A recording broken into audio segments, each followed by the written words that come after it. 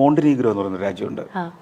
അത് വലിയ റിച്ച് ഒന്നുമല്ല, പക്ഷെ എനിക്ക് അവിടുത്തെ ലൈഫും അവിടുത്തെ ആംബിയൻസ്, അവിടുത്തെ നേച്ചർ, അവിടുത്തെ ഹെറിറ്റേജും ഹിസ്റ്ററിയും, അവിടെ ഹിസ്റ്റോറിക് സിറ്റികൾ കടലിൻ്റെ തീരത്ത്, അതായത് നമ്മളെ മൂന്നാർ എടുത്തിട്ട് കടൽ തീരത്തേക്ക് എടുത്ത് വെച്ചെങ്ങനെ ഉണ്ടാവും?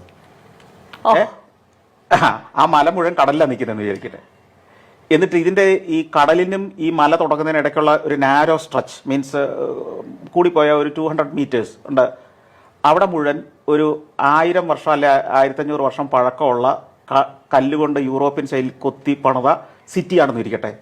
അതിലൊരു സിറ്റി സ്ക്വയർ, ഫുഡ് സ്ട്രീറ്റുകൾ, ഇതൊക്കെയാണെന്ന് ഇരിക്കട്ടെ. ഒരു വശം പർവ്വതം ഇങ്ങനെ നിൽക്കുന്നു, മറ്റേത് നല്ല നീല കടല, നീലയല്ല ഇളം പച്ച, ഇതൊക്കെ ആയിട്ട് അടിയിലെ ഉരുളങ്കല്ലുകൾ ഇവിടെ നമുക്ക് കാണാവുന്ന കടല്. അവിടെയൊക്കെ ജീവിച്ച് ജീവിതാവസാനമൊക്കെ അവിടെ ഇങ്ങനെ സ്പെൻഡ് ചെയ്ത് അവിടെ ഒരു വില്ലയൊക്കെ വാങ്ങി ജീവിക്കണമെന്നൊക്കെ എനിക്ക് തോന്നിയിട്ടുണ്ട്.